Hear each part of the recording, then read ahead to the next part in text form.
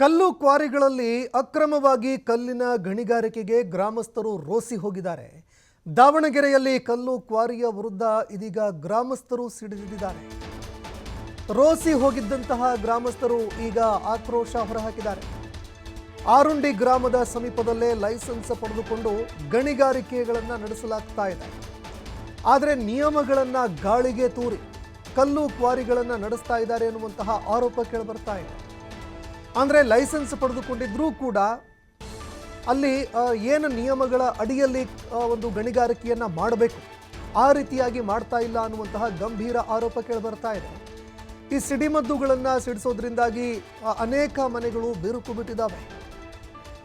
ಸಿಡಿಮದ್ದುಗಳನ್ನು ಬೇಕಾಬಿಟ್ಟಿಯಾಗಿ ಸಿಡಿಸ್ತಾ ಇರೋದ್ರಿಂದ, ನಿಯಮಗಳನ್ನು ಗಾಳಿಗೆ ತೂರಿ ಸಿಡಿಸ್ತಾ ಇರೋದ್ರಿಂದಾಗಿ ಅನೇಕ ಮನೆಗಳು ಅದರ ಕಂಪನಕ್ಕೆ ಬಿರುಕು ಬಿಡುತ್ತಾ ಇದೆ. ಇನ್ನು ಗ್ರಾಮದಲ್ಲಿ ಸಿಡಿಮದ್ದುಗಳ ಶಬ್ದಕ್ಕೆ ಭೂಕಂಪನದ ಅನುಭವ ಕೂಡ ಆಗ್ತಾ ಇದೆ.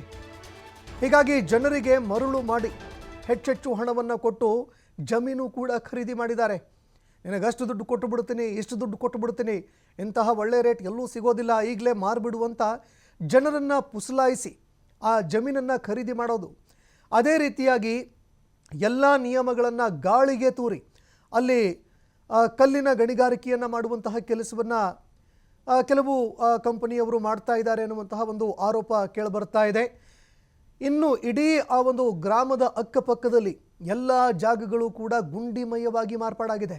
ರಸ್ತೆಯಲ್ಲಿ ಸಂಚಾರ ಮಾಡೋದಕ್ಕೂ ಕೂಡ ಸವಾರರು ಪರದಾಡುವಂತಹ ಪರಿಸ್ಥಿತಿ ನಿರ್ಮಾಣ ಆಗಿದೆ. ಅಂತಹ ಒಂದು ರಸ್ತೆಗಳು ಸಂಪೂರ್ಣವಾಗಿ ಗುಂಡಿಮಯವಾಗಿ ಪರಿವರ್ತನೆಯಾಗಿದೆ. ಹೀಗಾಗಿ ಈ ಕಲ್ಲು ಕ್ವಾರಿಯನ್ನು ನಿಲ್ಲಿಸಬೇಕು ಅಂತ ಗ್ರಾಮಸ್ಥರು ಈಗ ರೊಚ್ಚಿಗೆದ್ದಿದ್ದಾರೆ, ಆಕ್ರೋಶ ಹೊರಹಾಕ್ತಾ ಇದ್ದಾರೆ. ಯಾಕಂದರೆ ನಿರಂತರವಾಗಿ ಈ ಕಲ್ಲಿನ ಒಂದು ಗಣಿಗಾರಿಕೆಯಲ್ಲಿ ನಡೀತಾ ಇರುವಂತಹ ಸ್ಫೋಟಗಳು, ಅದರ ಒಂದು ಭೂಕಂಪನದಿಂದಾಗಿ ಆಗ್ತಾ ಇರುವಂತಹ ಮನೆಗಳಲ್ಲಿನ ಬಿರುಕುಗಳು, ಇದೆಲ್ಲದಿಂದ ಆ ಗ್ರಾಮಸ್ಥರು ಈಗ ರೋಸಿ ಹೋಗಿದ್ದಾರೆ.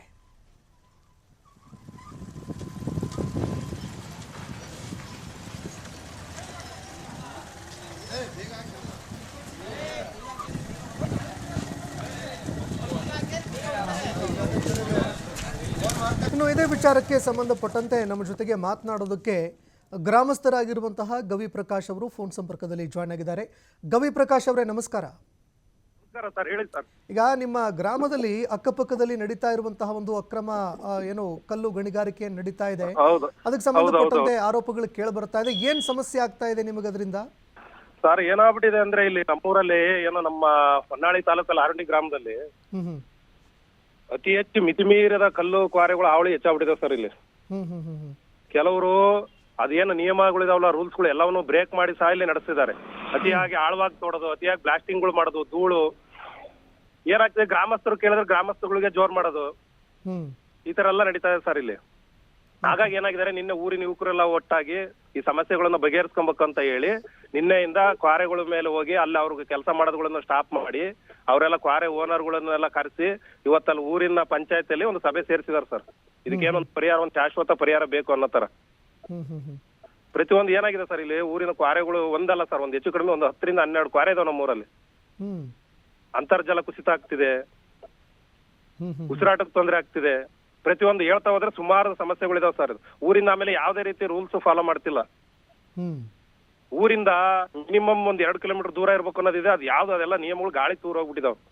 ಅಧಿಕಾರಿಗಳು ಸಹಿತ ಶಾಮೀಲಾಗಿ, MLA ಶಾಮೀಲಾಗಿ, ಪ್ರತಿಯೊಬ್ರು ಸಹಿತ ಅದಕ್ಕೆ ಸಪೋರ್ಟ್ ಮಾಡ್ಕಂತ ಗ್ರಾಮ ಪಂಚಾಯತಿ ಅಧಿಕಾರಿಗಳಿಂದ ಅಧಿಕಾರಿಗಳು, ಜಿಲ್ಲಾಧಿಕಾರಿಗಳ ಗಮನಕ್ಕಿಲ್ವಾ ಇದು? ಹೇಗೆ ಎಲ್ಲದು ತಂದಿದೀವಿ ಸರ್, ಪ್ರತಿಯೊಬ್ರು ತಂದಿದೀವಿ ಎಲ್ಲದು ಸರ್. ಎಲ್ಲದು ಏನ್ ಗೊತ್ತಾ ಸರ್, ಎಲ್ಲದು ಈ ಕ್ವಾರೆ ಅನ್ನೋದೊಂದು ಏನಿದೆಯಲ್ಲ ಸರ್, ಇದು ಮಾಫಿಯಾ, ಇದು ಎಲ್ಲ ಹಣದ ಬಲದ ಮೇಲೆ ನಡೆಯೋದು ಸರ್. ಇದು ಪ್ರತಿ ಸಾರಿ ನಾವು ಊರಲ್ಲಿ ಪ್ರೊಟೆಸ್ಟ್ ಮಾಡ್ಕಂತ, ಪ್ರತಿಯೊಂದ್ ಸಾರಿ ನಾವು ಹೇಳ್ಕಂತ, ನಾವು ಪ್ರತಿಯೊಂದ್ ಸಾರಿ ನಾವು ತಿಳಿಸ್ತಾನೆ ಇದೀವಿ, ಗಮನಕ್ಕೆ ತಂದಿದೀವಿ ನಾವು ಅವ್ರಿಗೆ. ನಿನ್ನೆ ಮಧ್ಯಾಹ್ನದಿಂದ ಸಾರಿ ನಡೀತಾ ಇರೋದು ನಮ್ಮೂರಲ್ಲಿ. ನಿನ್ನೆ ಮಧ್ಯಾಹ್ನದಿಂದ ಕ್ವಾರೆ ಲಾರಿಗಳು ಲೈಸೆನ್ಸ್ ಪಡ್ಕೊಂಡು ಪುಸಲಾಯಿಸಿ ಜನರಿಂದ ಭೂಮಿ ಖರೀದಿ ಮಾಡ್ಬಿಟ್ಟು ಈಗ ಎಲ್ಲಾ ನಿಯಮಗಳನ್ನ ಗಾಳಿಗೆ ತೂರ್ತಾ ಇದ್ದಾರೆ ಅಂತ. ಹೌದು ಸರ್, ಅದು ಏನಾಗ್ತದೆ, ಲೈಸೆನ್ಸ್ ತಗೊಳ್ಳುವಾಗ ಏನ್ ಮಾಡ್ತಿದ್ದಾರೆ, ಬೇರೆ ಏನೋ ಕಾರಣ ಕೊಡ್ತಿದಾರೆ ಸರ್. ರೈತರ ಹತ್ರ ಜಮೀನ್ ಖರೀದಿ ಮಾಡುವಾಗ ಖರೀದಿ ಮಾಡಿದ್ಮೇಲೆ ಅಕ್ರಮವಾಗಿ ಗಣಿಗಾರಿಕೆ ಮಾಡೋದು. 1 ಎಕರೆ ಗಣಿಗಾರಿಕೆ ಲೈಸೆನ್ಸ್ ತಗೊಂಡ್ರೆ ಒಂದ್ 4-5 ಸುತ್ತಮುತ್ತ 4-5 ಎಕರೆ ಅದರಲ್ಲೇ ಅದನ್ನು ಮುಗಿಸ್ಬಿಡೋದು ಒಂದ್ ಲೈಸೆನ್ಸ್ ಅಲ್ಲೇ. ಈ ತರ ನಡೀತಿದೆ ಸರ್ ಇಲ್ಲಿ.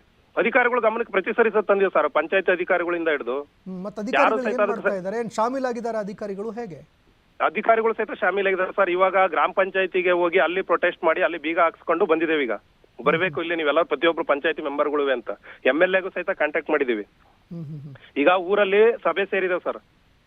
ಅಲ್ಲಿ ತೀರ್ಮಾನ ಆಗ್ಬೇಕು, ಒಂದು ಶಾಶ್ವತ ಪರಿಹಾರ ಬೇಕು ಅಂತ ಇದ್ ಮಾಡ್ತೀವಿ. ಓಕೆ ಓಕೆ, ಧನ್ಯವಾದಗಳು ಗವಿ ಪ್ರಕಾಶ್ ಅವರೇ ನಮ್ಮ ಜೊತೆಗೆ ಮಾತನಾಡಿದ್ದಕ್ಕೆ.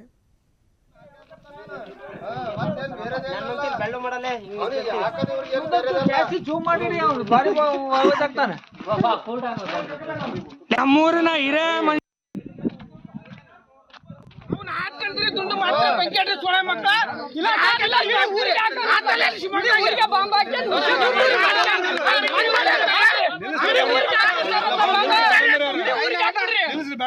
ಸರ್